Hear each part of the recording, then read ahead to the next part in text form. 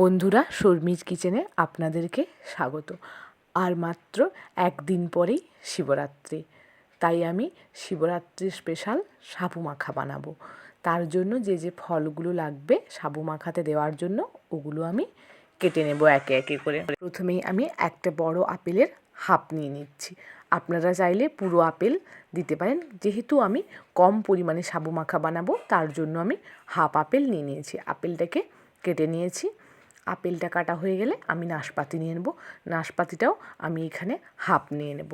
এবার নাশপাতিটা কাটার সময় আপনারা এভাবে কাটবেন যাতে নাশপাতির বীজটা সহজেই আলাদা করা যায়।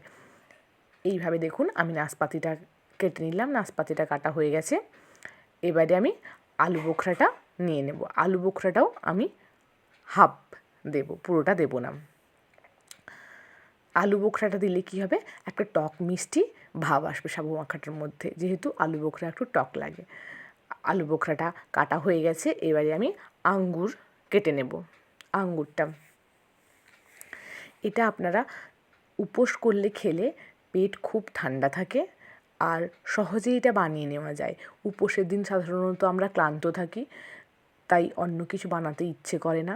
তো ফল দিয়ে আমরা এই সাবু মাখাটা খেয়ে নিলে আমাদের পেটও ঠান্ডা হবে আর খেতেও ভালো লাগবে। আঙ্গুরটা কাটা হয়ে গেছে।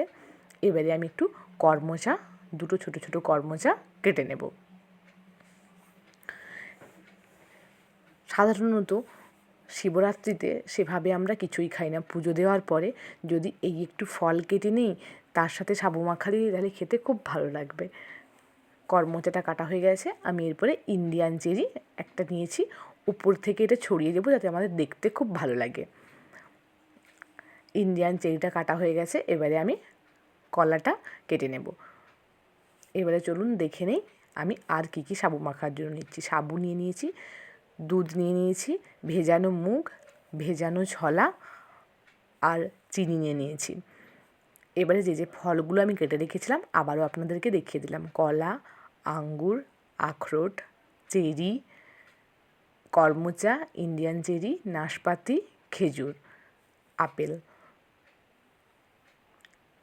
আমি খেজুরটা তখন দেখাইনি, তাই এখন দেখিয়ে নিলাম। প্রথমে সাবুটা আমি ভিজিয়ে নিয়েছিলাম। এবারে জলটা সাবুর নিংড়ে নিয়েছি। এরপরে আমি এর মধ্যে ভেজানো মুগটা দিয়ে দিলাম। এরপরে ভেজানো ছোলাটা দিয়ে দেব। তারপরে দুধটা দিয়ে ওপর থেকে আমি চিনিটা দিয়ে সবগুলো যে ফলগুলো কেটে রেখেছিলাম একে একে সবগুলো ফল এর মধ্যে দিয়ে দেব।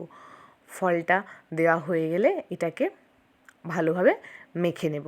আপনারা চাইলে কিন্তু চিনির পরিবর্তে গুড় বা সুগার ফ্রি যে গুঁড়ো হয় ওটা ব্যবহার করতে পারেন, কিন্তু আমি এখানে চিনি ব্যবহার করছি। সবগুলো ফল একে একে দিয়ে দিলাম। শুধুমাত্র শিবরাত্রি বা কোনো উপোসের জন্য নয়, সাধারণত বাচ্চারাও দেখবেন ফল খেতে চায় না। তো আপনারা যদি এই খাবারটা বাচ্চাদের জন্য বানান, ওরাও দেখবেন বায়না না করে ফলও খেয়ে নেবে, ফলের ভিটামিনটাও ওদের মধ্যে যাবে আর খেতেও খুব সুন্দর লাগবে ওদের। দেখুন সাবু মাখাটা হয়ে গেছে মাখানো আমার। এবারে এটাকে আমি, যেহেতু চিনির দানা দিয়েছিলাম, তাই আমি এটাকে মাখানোর পর 5-10 মিনিট রেস্টে রেখে দিয়েছিলাম। তারপরে চিনির দানাটা মিলিয়ে যেতেই আমি সার্ভ করে নিলাম। দেখুন এইভাবে কমপ্লিট হয়ে গেল আমাদের সাবু মাখা।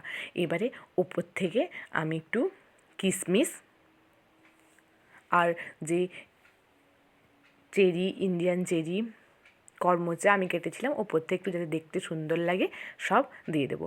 কমপ্লিট আমাদের সাবু মাখা।